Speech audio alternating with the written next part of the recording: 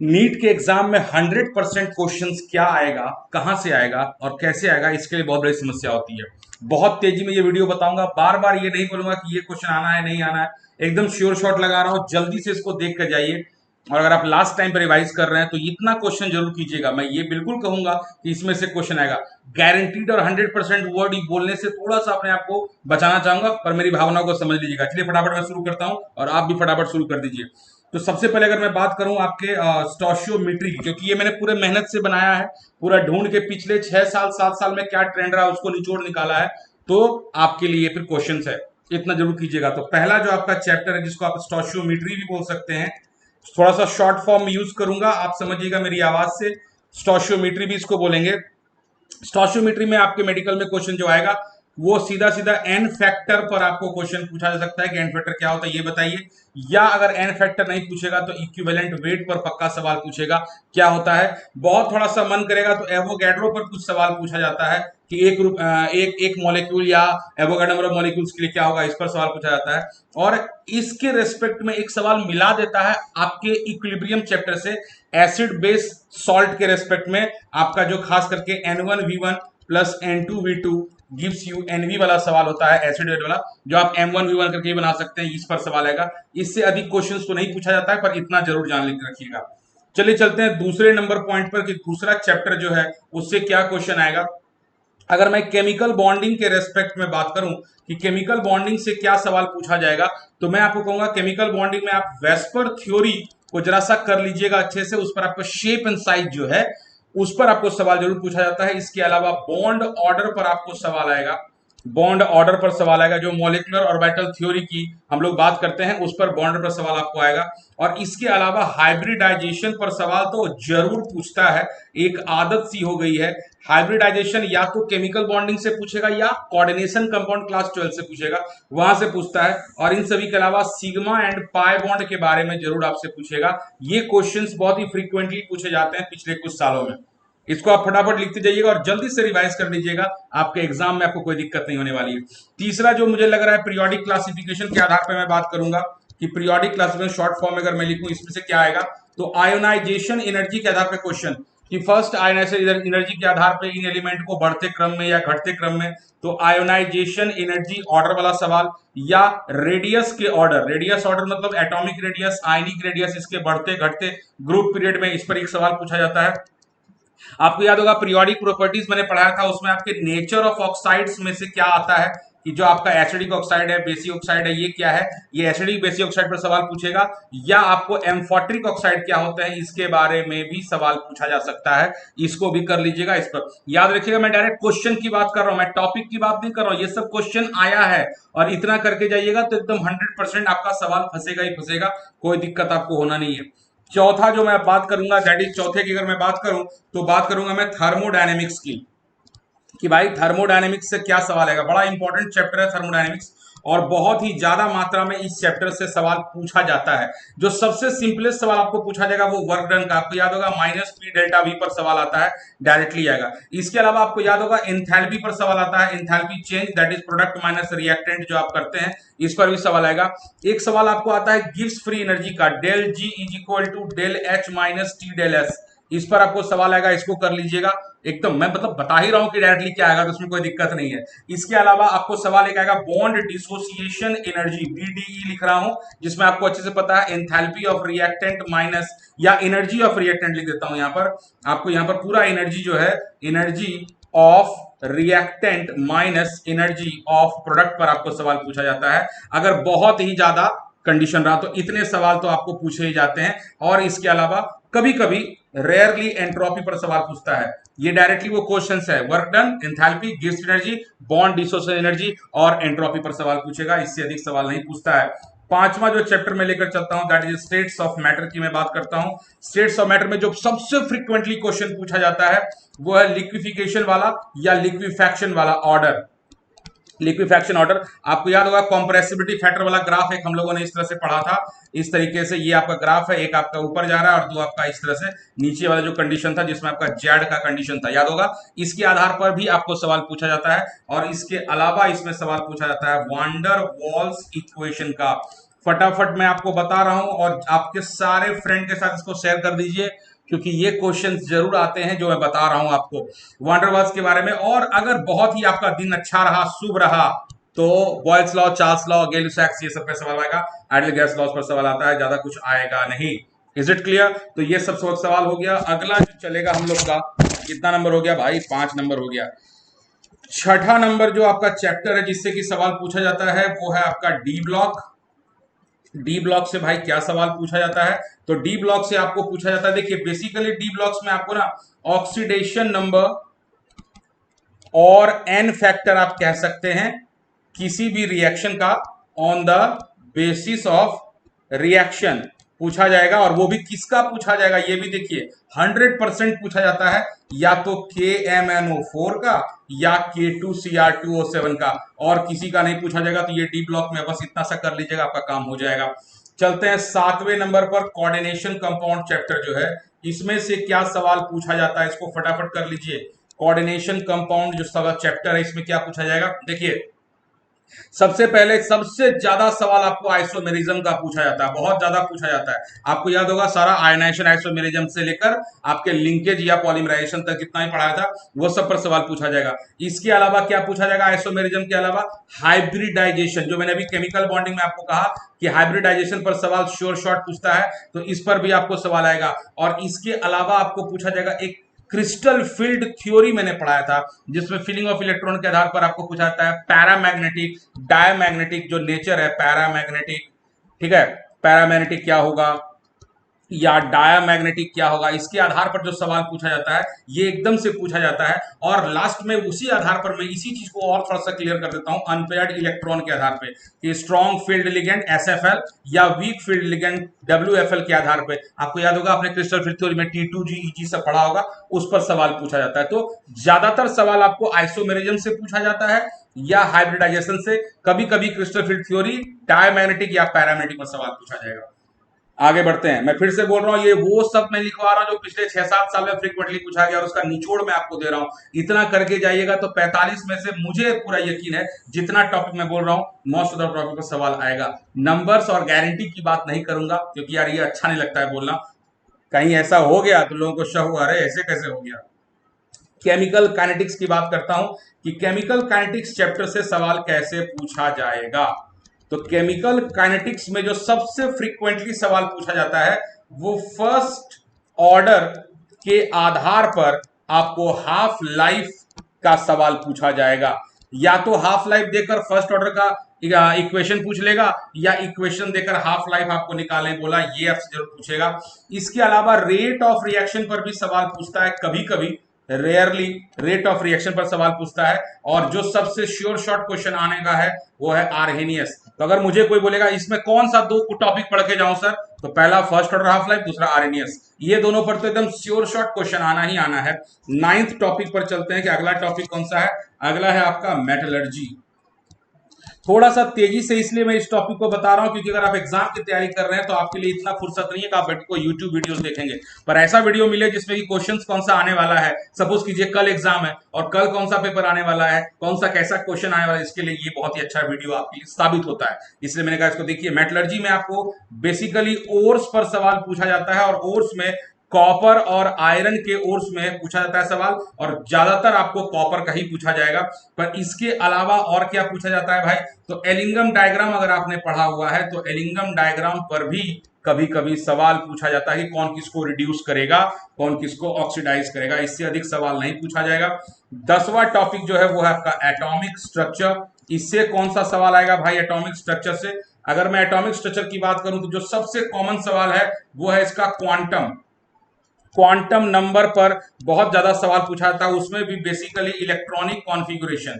Electronic configuration जो ऑफबॉस principal पर आप लोगों ने पढ़ा हुआ है उस पर तो बहुत ही ज्यादा सवाल पूछा जाता है। इसके अलावा डी ब्रॉगली इक्वेशन पर सवाल पूछा जाता है, एकदम से कर लीजिएगा, ये जो बोल रहा हूं एकदम आना ही आना है। डी ब्रॉगली पर सवाल कर लीजिएगा, बोर्स थ्योरी कर लीजिएगा। बोर्स थ्योरी में आपको ज्यादातर न्यूमेरिकल रेडियस एनर्जी ये निकालने के लिए आता है, या तो रेडियस निकालने आएगा या एनर्जी निकालने के लिए आएगा। और इसके अलावा हाइड्रोजन स्पेक्ट्रम अगर आपको याद हो, हाइड्रोजन स्पेक्ट्रम उस पर सवाल पूछा जाता है, जिसमें कि लाइमन, बार्मर, पाशन, ब्रैकेट, ये सब पर सवाल आपको पूछा जाता है। और कभी कभी रेयरली, मैंने एक दो बार देखा है, मैग्नेटिक मोमेंट पर सवाल आपको पूछा जाता है कि मैग्नेटिक मोमेंट किसका ज्यादा होगा, किसका कम होगा। ये सवाल आपको कोऑर्डिनेशन में भी पूछा सकता है, जो आपको अच्छे से पता होगा। तो ये चीज है। चलिए 11वें नंबर टॉपिक पर चलते हैं कि अगला कौन सा है।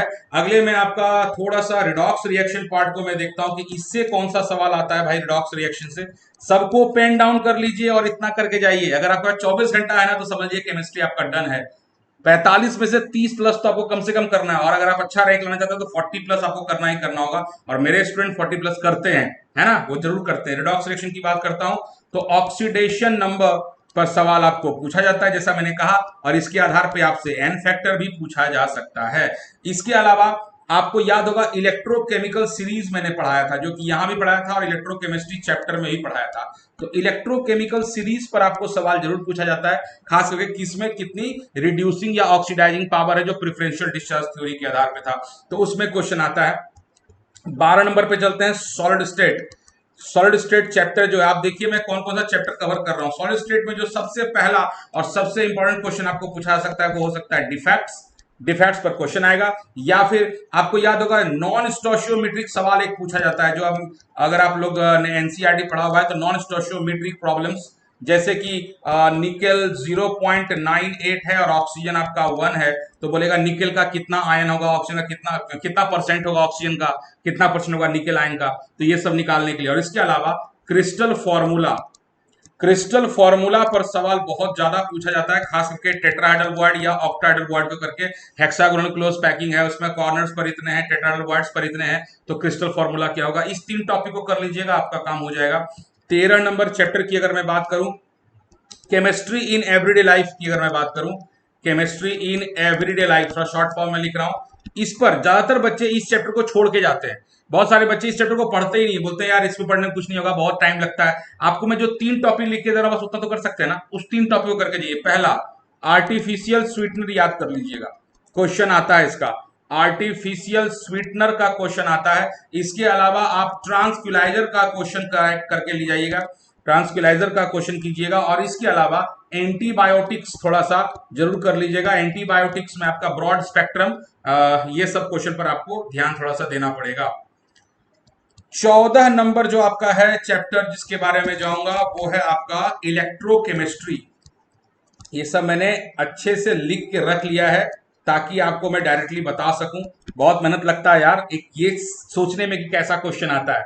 तो इलेक्ट्रोकेमिस्ट्री की बात करें तो नर्स्ट इक्वेशन पे तो बेटा गारंटीड क्वेश्चन आने की आदत हो गई है, और नर्स्ट इक्वेशन में ही आपको गिब्स इक्वेशन भी ऐड कर सकता है, जो आपको याद होगा डेल जी का वैल्यू निकालने जो बोलता है del G equal to minus NFE वाला। तो ये दोनों पर सवाल आपको पूछेगा इलेक्ट्रोकेमिस्ट्री। उम्मीद करता हूं इसमें आपको दिक्कत नहीं होगी। और मतलब ये दोनों तो करके जाइए, और अगर मन करता है कि सर थोड़ा सा और कुछ, तो मोलर कंडक्टिविटी वाला सवाल अगर एक दो बना लीजिएगा तो आपका काम हो जाएगा। मोलर कंडक्टिविटी एंड कंडक्टिविटी वाला देख लीजिएगा, मन करे तो बनाइएगा, पर ये तो जरूरी है। 15 नंबर में चलते हैं, बात करते हैं सरफेस केमिस्ट्री की। ज्यादा सवाल तो नहीं आता है सरफेस केमिस्ट्री में, लेकिन फिर भी मैं आपको बता दूं, मैंने सरफेस केमिस्ट्री का ट्रिक का वीडियो बनाया हुआ है, 3 पार्ट में वो वीडियो है, पार्ट 1, पार्ट 2 और पार्ट 3। आपसे मैं कहूंगा कि आप उस तीनों पार्ट में से खास करके 1 और 3 को जरूर याद कर लें। 2 अगर नहीं भी करेंगे तो छोड़ दीजिए, कोई दिक्कत नहीं है। 1 और 3 को जरूर कर लें, इससे आपका सरफेस केमिस्ट्री का जो कोगुलेशन वाला या सॉल्जिल वाला जो कॉन्सेप्ट है वो क्लियर हो जाएगा। लेकिन क्वेश्चन कौन सा आएगा, तो Freundlich adsorption, Freundlich adsorption isotherm पर सवाल आपको पूछा जा सकता है सरफेस केमिस्ट्री में। इतना कर लीजिएगा, आपका काम हो जाएगा। चलते हैं 16वें नंबर पर। 16वें नंबर में मैं बायोमोलिक्यूल्स की बात करता हूं कि बायोमोलिक्यूल्स पर क्या सवाल आएगा। अगर मैं बायोमोलिक्यूल्स में जाऊं तो सबसे इंपॉर्टेंट आपके लिए जो क्वेश्चन आने वाला है वो है essential, essential and non essential, essential and non essential amino acid. और इसका ट्रिक भी मैंने बना दिया है, आप मेरे प्लेलिस्ट में जाकर ट्रिक्स वाले में ये देख सकते हैं। कमाल का वो ट्रिक है और बहुत सारे बच्चों को ये पसंद आ रहा है, तो आप एसेंशियल नॉन एसेंशियल देख लीजिएगा, आपको दिक्कत नहीं होगी। और इसके अलावा अगर मैं कहूं कि भाई क्या पूछा जाता है, तो बॉन्ड जो है, बॉन्ड बिटवीन जो आपका बॉन्ड फॉर्मेशन जो होता है, इसे कौन सा, इसको ऐसे मत नहीं लिखता हूं मैं, इसको ऐसे लिखता हूं, सीधा सीधा लिखता हूं कि आपसे पूछेगा ग्लाइकोसाइडिक लिंकेज कौन सा है, ग्लाइकोसाइडिक लिंकेज कौन सा है ये बताइए, ये आपसे पूछा जा सकता है। या मोनोसेक्राइड ऑफ पॉलीसेक्राइड कौन सा है, ये आपसे पूछ सकता है। तो मोनोसेक्राइड ऑफ पॉलीसेक्राइड, इसको जरा कर लीजिएगा, बहुत ज्यादा ये सब सवाल आपको पूछा जाता है। चलिए 17वें नंबर पे चलते हैं, इतना बायोमोलिक्यूल्स में कर लीजिएगा। 17वें नंबर आता है आपका पॉलीमर्स, और पॉलीमर्स का भी ट्रिक वाला मेरा वीडियो आपने देखा होगा। तो मोनोमर्स जरूर याद कर लीजिएगा, इसमें मैं क्या बोलूं, बहुत ज्यादा पूछा जाता है मोनोमर्स, लेकिन इसके अलावा एक और चीज कि बायोडिग्रेडेबल पॉलीमर जरूर याद कर लीजिएगा। एनसीईआरटी में जाकर बायोडिग्रेडेबल पॉलीमर को याद कर लीजिएगा, पीएचबीबी के बारे में जान लीजिएगा क्या होता है नहीं होता है, फुल फॉर्म भी पूछ सकता है। 18वें नंबर पे चलते हैं, solution and it's colligative properties का जो चैप्टर है, solution and it's colligative properties, solution and it's colligative properties जो चैप्टर है, इसमें कौन सा सवाल पूछा जाएगा। देखिए सबसे आसान सवाल तो मैं आपको कहूंगा कि कंसंट्रेशन बेस्ड प्रॉब्लम्स आपको जरूर पूछा जाता है। एक सवाल इस पर मोर और लेस पूछ लेता है, molarity, molality, normality, mole fraction, इस पर पूछ लेगा। इसके अलावा बहुत ज्यादा सवाल इस टॉपिक से पूछा नहीं जाता है। अब मैं ज्यादा इस पे कुछ बोलूंगा नहीं, वैसे एजियोट्रॉप्स का एक बार सवाल पूछा गया था, तो एजियोट्रॉप्स आप समझ लीजिए, पर ज्यादा मैं नहीं बोलूंगा। अब आपने पढ़ा जरूर होगा, मुझे मालूम है आपने elevation, boiling point, depression, freezing point, went of factor सब पढ़ा होगा, पर फिलहाल उतना क्वेश्चन आया नहीं है, मगर फिर भी मैं ज्यादा कुछ इस पर नहीं बोलूंगा, क्योंकि जो आया है मैं उसी मुद्दे पर बात करूंगा। इसके अलावा मैं बात करूंगा इक्विलिब्रियम चैप्टर की। इक्विलिब्रियम चैप्टर की अगर मैं बात करूं कि भाई इस चैप्टर से कौन सा सवाल पूछा जाएगा, तो आपके लिए बता दो, इक्विलिब्रियम से आपको सबसे पहले इक्विलिब्रियम कांस्टेंट पर सवाल जरूर पूछेगा। मेडिकल में ये सवाल फेवरेट होता है, के निकालने के लिए, या फिर सिंपली के, product active mass of product upon active mass of reactant निकालने के लिए आएगा। इसके अलावा आपको पीएच और पीओएच निकालने के लिए आ सकता है। और प्लीज आप एसिड बेस थ्योरी जरूर पढ़ लीजिएगा, एसिड एंड बेस थ्योरी, जिसमें कि आर्हेनियस, ब्रॉन्स्टेड और लुईस के बारे में बताया गया है, ये पढ़ लीजिएगा। इक्विलिब्रियम में इतना जरूर आएगा। और सबसे इंपॉर्टेंट जो कि 100% क्वेश्चन पूछ रहा है पिछले 3 साल से, वो है सॉल्युबिलिटी प्रोडक्ट का सवाल, इस पर जरूर आता है। तो ये हो गया आपका। चलिए चलते हैं 20वें नंबर पर, इन्वायरमेंटल केमिस्ट्री से आपको क्या सवाल पूछा जा सकता है। अगर मेरा मन करेगा इन्वायरमेंटल केमिस्ट्री के बारे में, तो आपको पॉल्यूशन पर सवाल पूछा जाएगा कि भैया पॉल्यूटेंट पर आपको सवाल पूछा जाएगा, पॉल्यूटेंट क्या होता है, इस पर आपको सवाल पूछा जा सकता है।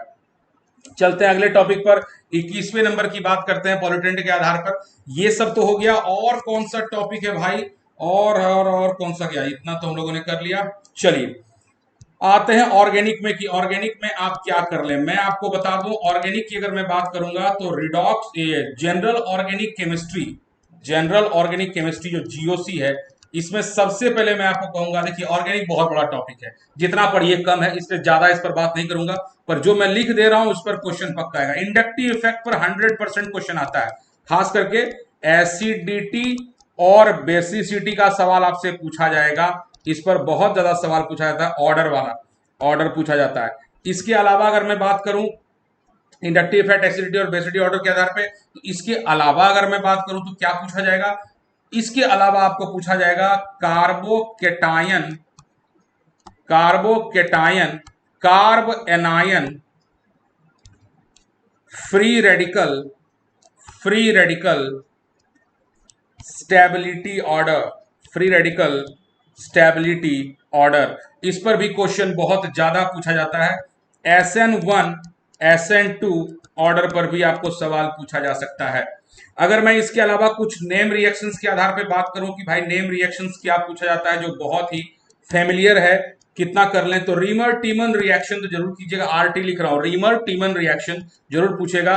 उसके अलावा वुड्स रिएक्शन कर लीजिएगा, फ्रिडल क्राफ्ट जरूर पूछता है, फ्रिडल क्राफ्ट रिएक्शन जरूर पूछता है। ओजोनोलाइसिस पर सवाल आपको आ सकता है, ओजोनोलाइसिस पर सवाल आएगा। इसके अलावा आपको एल्डोल कंडेंसेशन पर सवाल आ सकता है, और क्या आ सकता है, एल्डोल के अलावा क्या आएगा, कार्बाइल अमाइन रिएक्शन पर सवाल आएगा, कार्बाइल अमाइन रिएक्शन पर सवाल आ सकता है। तो ये सब वो टॉपिक्स, अब मैं जितना लिखूंगा उतना कम, ऐसा कुछ तो है नहीं कि मतलब ऑर्गेनिक केमिस्ट्री में कितना लिखूं, इतना बड़ा चैप्टर है, कुछ भी कहना मुश्किल है। तो मैं कहूंगा ऑर्गेनिक में सजेशंस देने से मैं खुद को इसलिए संभालूंगा क्योंकि हर चीज एक दूसरे से रिलेटेड है। इतना आप जरूर करके जाइएगा, जितना मैंने लिखा है ये क्वेश्चन जरूर कीजिएगा, आपको फायदा होगा। आप करके जाइए, नहीं होगा तो फिर बोलिएगा, एग्जाम देकर आइएगा और मुझे मैसेज कीजिएगा कि सर आया या नहीं आया। जरूर आएगा, फटाफट जाइए और पढ़िए। समय कम है इसलिए तेजी से बताया। अभी के लिए बस इतना ही। Have a nice day, enjoy कीजिए।